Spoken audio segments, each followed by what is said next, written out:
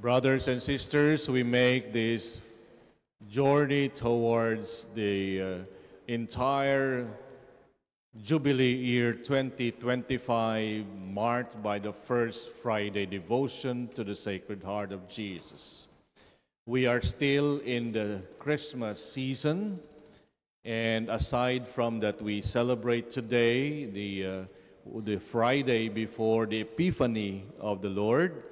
Today also, we celebrate the memorial of the Holy Name of Jesus. You remember that meron tayong nakikitang IHHS na merong race. This was the image that was used by Franciscan in the 16th century, just after we were discovered as the Philippines by the Spaniards, and we were catechized and baptized. After that, there was a big devotion among the Franciscans that the one who would invoke the name of the Lord would receive their plenary indulgence and also receive the blessings from the Lord. The IHS means Jesus Hominum Salvator, Jesus as the human Savior. It was a name that was invoked in the 16th century, and it was practiced in Italy, and in the 18th century by Clement V, it was recognized as a universal name that has to be worshipped and to be invoked. That is why we have invocations like praise the name of the Lord.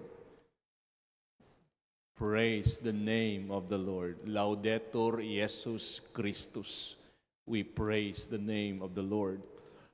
And we respond et in secula seculorum, now and forever.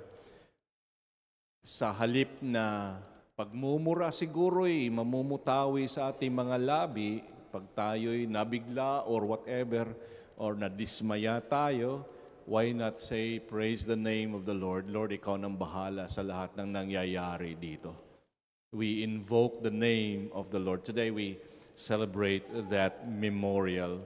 So we hope that every time that we experience dismay, disappointment, frustrations, sometimes things would not be in order, we experience somehow the enemy now pursues its own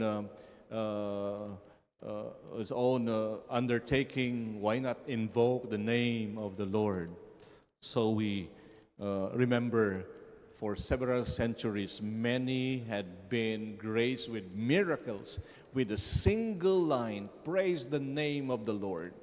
That is why it has been made as a universal invocation, the holy name of Jesus. Even just to say Jesus, even to say Yeshua, meaning to say God saves. Parang nagsasabi, Lord, iligtas mo kami dito ngayon. Ikaw nang bahala sa lahat ng mga nangyayari. So today, brothers and sisters, we embark with the First Friday devotion. And we were told by Pope Francis to focus our homilies, our reflections, our prayers on the virtue of hope. Pope Francis says, as we enter into 2025, ito yung maging tema natin sa ating simbahan. And he quoted St. Paul, chapter 5 of the letter to the Romans, verse 5. Spes non confundit. Hope doesn't disappoint. So in other words, every time we hope in the Lord will never disappoint us. Hindi tayo bibiguin ni Lord. Ang ating pagpunta rito ng ating debosyon sa kamalmahalang puso ni Jesus ay ito yung pagpapahayag ng ating pag-asa at pananalig sa Kanya. Let us look into the readings today, brothers and sisters. So rich in the sense of hope. The first thing here, as revealed to us by the first reading from the letter of John, John said, we can only begin with hope if we treat ourselves as children of God. Because once there is a treatment of that we are children of God, it is easy to call God as our Father. But if we consider ourselves as not children of God, hindi tayo nagpapasakop, it is just like saying that I am the center of the whole enterprise of my life. Pope St. John said here, children, that is how he addressed, no? Children. If you consider that God is righteous, you also know that everyone acts in righteousness is begotten by Him. Ito na yan, sabi niya, see what love the Father has bestowed on us, that we may be called children of God.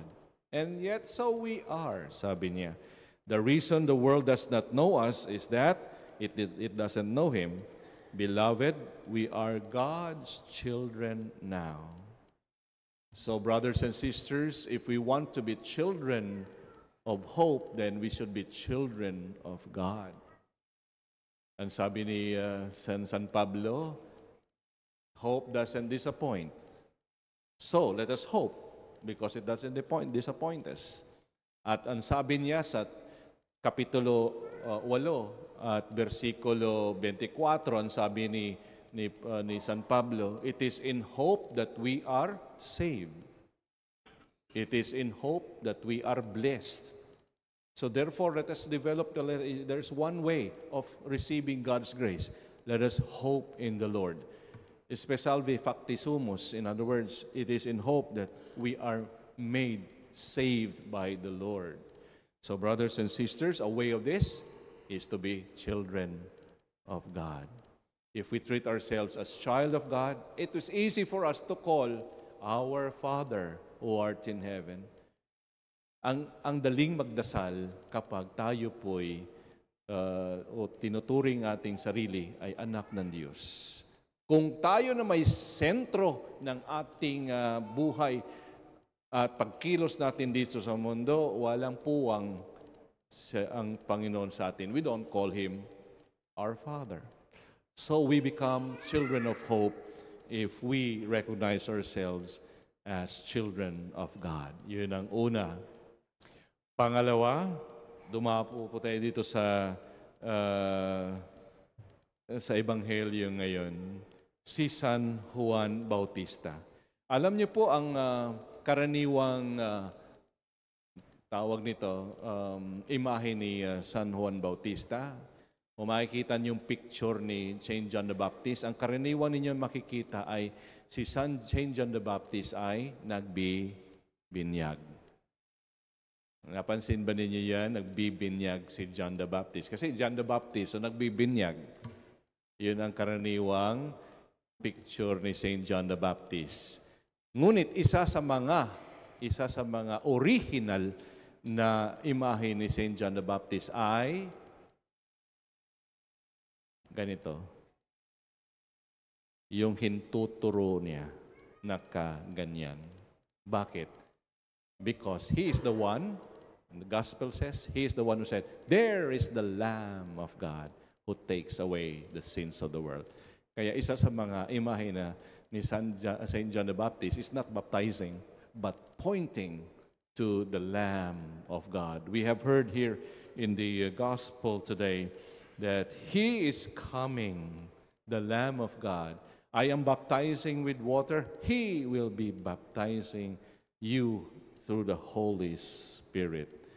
So, what is the message of the gospel today? When we learn how to point ourselves to Jesus Christ, He is my Savior.